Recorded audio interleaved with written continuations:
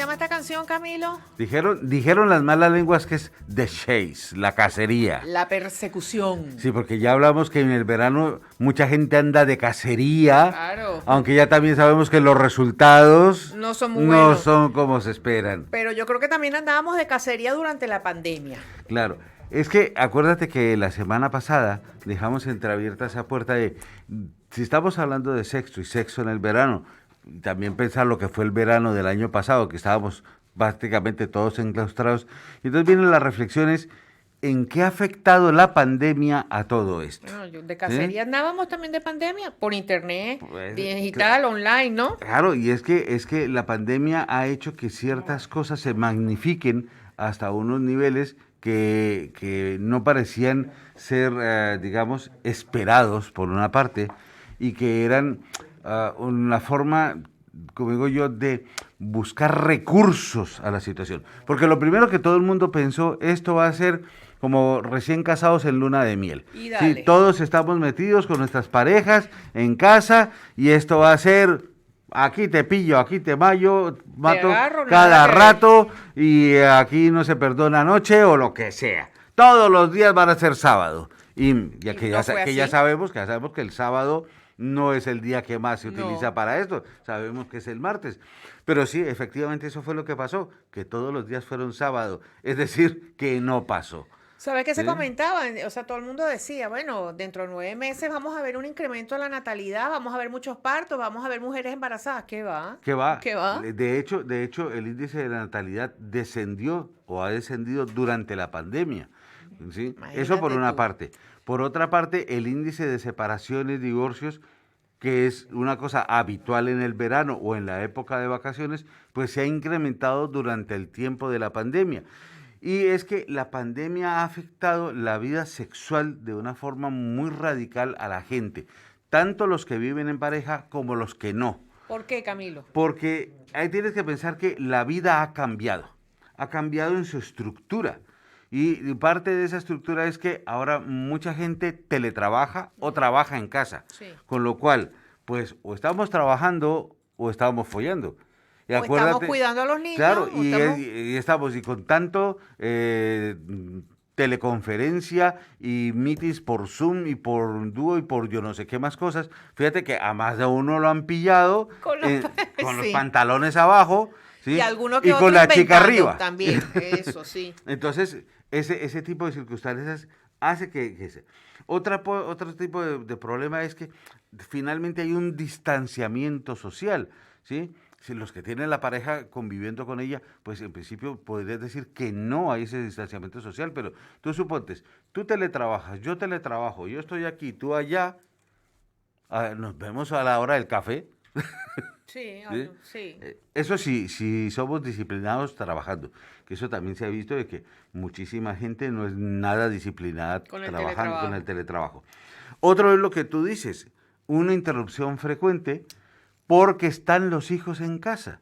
¿Sí? Antes, en algún momento dado, teletrabajaras o no teletrabajaras, los niños estaban en el cole, o estaban en el parque, Con la o estaban en la abuelita. abuela, o con los amigos, o lo que sea. Pero es que ahora hasta los adolescentes están metidos en casa todo el día. Sí, Y sí. entonces muchas parejas dicen, pero a ver, ¿y cómo hacemos? Y ahí es cuando, después te voy a hablar de una cosa de los efectos psicológicos que conllevan este tipo de circunstancias, sobre todo en los adolescentes o en formas de la cultura. Pero otro punto que también implicó mucho era el miedo a contagiarse, ¿sí? Aunque aparentemente, y sabemos que hay ciertos rangos de edad que poco miedo le tienen a eso, pues los que sí le tenían miedo, tenían bastante miedo a contagiarse. Con lo cual, ni besitos, ni abracitos, ni cositas Ni por el estilo, nadita. ni caricitas, no sé qué. Sobre todo si percibían que su pareja o su potencial pareja podía tener actitudes de riesgo de contagio. ¿Sí? Si, por ejemplo, un policía que se va a trabajar todos los días, una enfermera o un enfermero que se va a trabajar todos los días, pues la potencialidad del riesgo de contagio era muy alta. Entonces, eso también implicaba que hubiera una distancia entre las parejas. Y aparte, para ligar, yo en ese momento, yo por lo menos no pensaba en ligar, o sea, nada que ver. Claro, porque es que, a ver, te vas de ligue y Claro, no sabes qué te claro. ligas. Eso, No si saben ya en qué antes no follón lo te puedes sabías, meter, ahora claro. peor. ¿Ves? Ahora, esto también ha implicado no solamente un impacto negativo en los términos de relaciones sexuales, sino también un impacto negativo en cuanto a Sí, afectividad. señor. Por una parte, los que viven con sus parejas, pues comienzan a magnificar, a tener problemas en cuanto a su propia relación, o si ya la tenían antes, ¿sí? Magnifican el problema que tenían de antes o se hacen más evidentes. Y es la razón, la misma razón por la cual los divorcios y separaciones aparecen o aumentan después del verano, por la única y sencilla razón de que antes tienes periodos de descanso en la relación. Te vas a trabajar, ella se queda en casa o ella también trabaja y nos vemos, por ejemplo, para comer o por la tarde, por la noche o el fin de semana. Es decir, no es un contacto continuo y permanente, Claro. que es lo que da el verano y por eso Y el aumentan. desgaste. Pero con el COVID esto ha sido un verano perpetuo en ese sentido. Entonces el desgaste y la monotonía y los problemas que estaban subyacentes y que se hacen evidentes y todo ese tipo de cosas va a hacer que tenga ese tipo de problema. Ahora, si a eso le tienes que decir cómo busca la gente para solucionar sus situaciones, pues quiere decir que eso ha implicado que tengas una serie de recursos que estaban ahí, pero que ahora se utilizan muchísimo más. Uno que hablábamos la semana pasada es el consumo de la pornografía. El consumo de pornografía se ha aumentado una barbaridad, pero más en mujeres que en hombres. ¿Ah, sí? Son más las mujeres que consuman ahora pornografía. Ahora, claro, porque ahora inclusive si tú buscas, hay pornografía exclusivamente para mujeres. ¿Sí? Entonces, es que la pornografía de los hombres, si tú lo ves de alguna manera, es una pornografía extremadamente simplista. Y eso es lo que anotan siempre como el efecto negativo que tiene la pornografía en la educación Vale. sexual de la gente. Es demasiado simplista. Toca el timbre, es el repartidor, lo coge la chica de aquí, ve para adentro, lo empelota, Y ya. le saca un pichononón de 30 centímetros, porque un actor porno que no tenga eso no No sirve para sirve. trabajar, pero queda con el convencimiento de que cualquiera que no tenga eso la tiene chiquita. Es ¿Sí? verdad. Eso. Y entonces, ya puestos en ello, te engarade. Y entonces le das con las patas para arriba, para abajo, para la izquierda, para la derecha, en el perrito, en el contraperrito, en el 69. De pronto aparece el amigo y dice, ¡oh! Y entonces se une al juego. O aparece la amiga y dice, ¡oh! Se une al juego. Y todo es súper simple. Aquí no hay Sí. ni afectividad, ni erotismo, Por lo menos ni erotismo. No, no, no, no, No hay eso no erotismo. es erotismo. ¿Sí? Ni nada de esas No cosas. hay, no hay, no hay. Entonces, ese mismo mundo que, sobre todo en el adolescente, que no está enseñado, porque, seamos sinceros, en Occidente ni se habla ni se enseña de educación sexual. No. Y si no se habla ni se enseña de educación sexual, menos te van a hablar y a enseñar de cómo se hay que follar. Eso empezamos por ahí. Entonces, ese simplismo es una característica muy evidente de la pornografía, básicamente de hombres. Ahora, a las mujeres no ¿Sí? les gusta. Además, porque el hombre se excita mucho visualmente y entonces no necesita tampoco tanto estímulo No. para eso. Sin embargo, la mujer necesita un contexto. Y hay muchas directoras de cine que ahora se dedican a hacer porno para mujeres. Y entonces es dentro de una historia.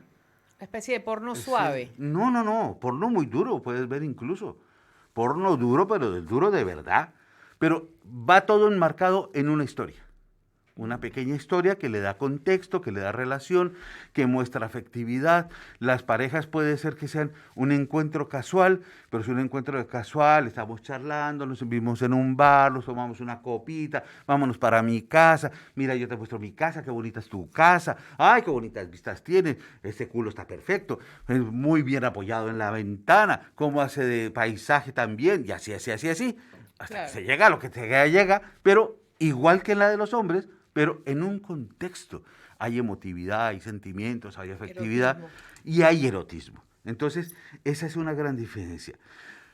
Pero ahí es cuando uno muchas veces, porque tú has oído una cantidad de cosas, de críticas, de conversaciones sobre la pornografía y contra la pornografía, pero a todo el mundo se le olvida que tanto la pornografía como el erotismo han existido desde que el mundo es mundo. Sí, Desde que la humanidad existe, tú encuentras efectivamente. pinturas rupestres con porno. Sí, Bueno, sí, sí. es decir, lo que nosotros llamaríamos hoy porno, Sí, pero eso pero era erotismo. erotismo en aquel momento. Y tú ves, por ejemplo, entre los egipcios, Mucho. mucho erotismo, que tú llegas y ves el famoso papiro porno de los egipcios. En Sí. realidad eso no es porno, eso es erotismo. Erotismo de aquella Claro, época, pues. porque el porno cumplía, hasta hace no mucho, una función específica para la gente. Nadie nace sabiendo tirar. Nadie sabe cómo hay que tener una relación sexual. La única información que tú tienes es que yo tengo una cosa que hay que meter y ellas tienen una cosita para que se la metan. Esa es toda la información básica Muy con la que... básica.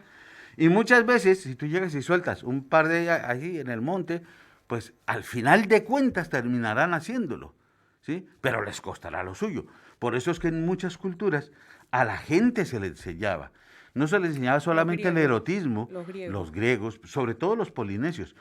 ¿Tú te imaginas en un colegio nuestro que llegaran un par de actores porno, se desnudaran y te mostraran cómo se hace el sexo? No, no lo Pero puedes imaginar, pero en la Polinesia sí. así. Claro, en la Polinesia sí. Es decir, una cosa es la teoría, aquí tenemos al papá y a la mamá de no sé quién y ellos te van a enseñar. Oh, oh. ¿Sí? O había personas mayores dentro de las comunidades, eso lo describió muy bien Margaret Mead, ¿sí? Que se encargaban de enseñarle a la gente cómo hacer sexo para que cuando llegaran a la edad adulta pudieran complacer bien a sus parejas, ¿sí? Y disfrutar del sexo.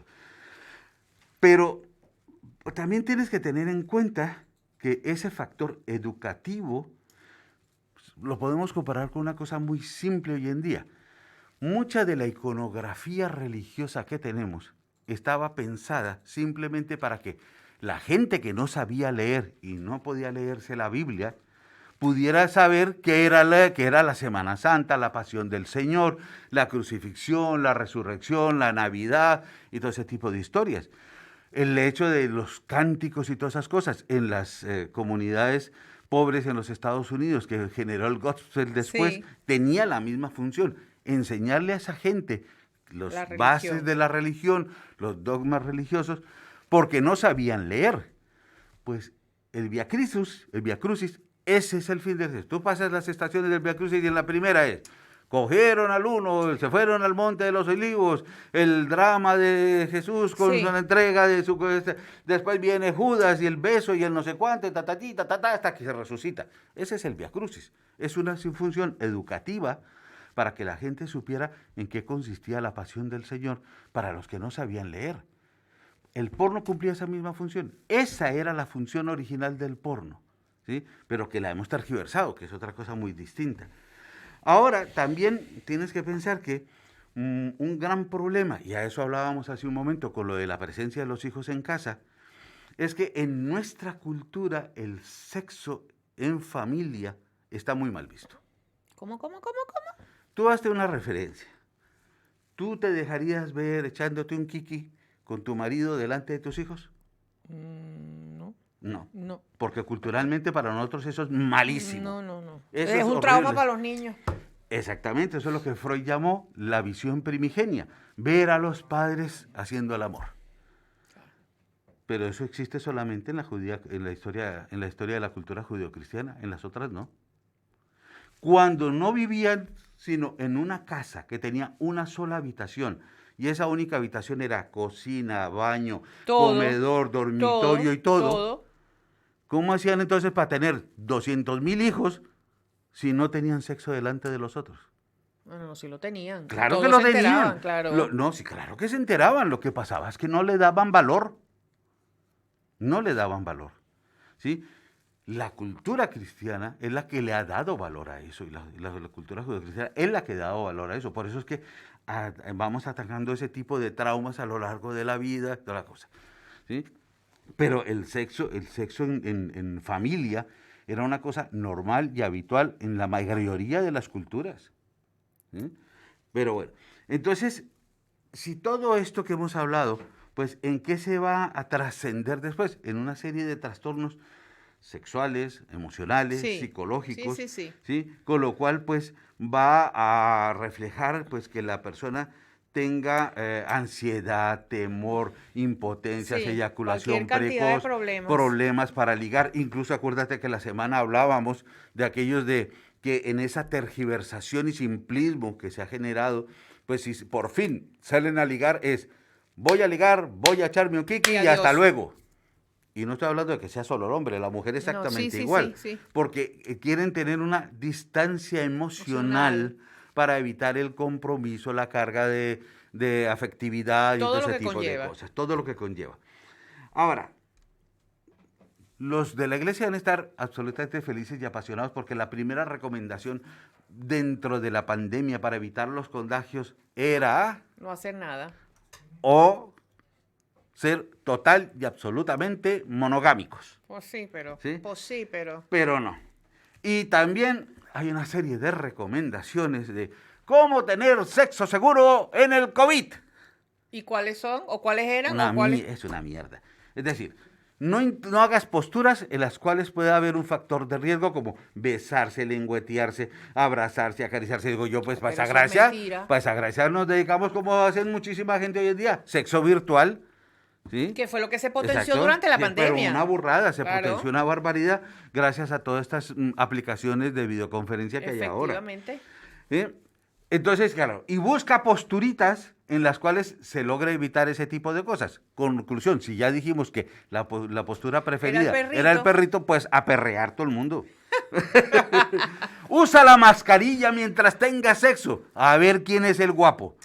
No, ay, qué aburrimiento, para eso no lo tengo. Lávate las manos antes, después Bueno, y eso durante. sí. Ah, durante no. A ver, pues es que, si es que son cosas. Y potencia aquellas otras cosas que también son sexo. Mastúrbate, mastúrbale, ¿sí? Utiliza la boca para otras cosas más que para llenarle el oído a la chica y ella que haga lo mismo. Y otra serie de circunstancias. Y lo que acabas de decir, potenciar el sexo virtual. Sí.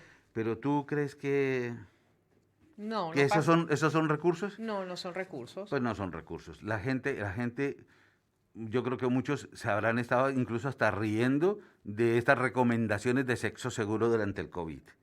¿Sí? Eso sí, una alternativa es el sexo anal, ¿sí? Que el 30% practican el sexo anal, sobre todo en la franja de edad de los 30 años.